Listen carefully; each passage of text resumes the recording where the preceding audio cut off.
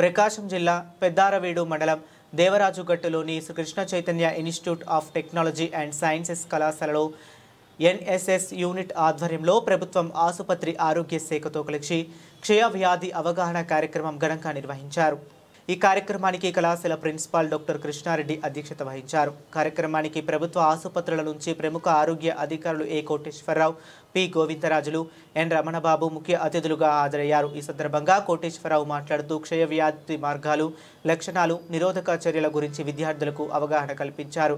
TB పూర్తిగా చికిత్స చేయదగని వ్యాధి అని, సరైన సమాచారం మరియు జాగ్రత్తలతో దీన్ని నిర్మూలించవచ్చని అన్నారు। అదేవిధంగా గోవిందరాజులు మాట్లాడుతూ డాట్స్ విధానం ద్వారా ప్రభుత్వ ఆసుపత్రుల్లో అందించే చికిత్స పద్ధతుల గురించి వివరించారు। రోగుల చికిత్సను మధ్యలో ఆపకుండా పూర్తి చేయడం ఎంత ముఖ్యమో వివరించారు। జాతీయ క్షయ వ్యాధి నిర్మూలన కార్యక్రమంలో యువత పాత్ర కీలకమని ఎన్ రమణబాబు తెలిపారు।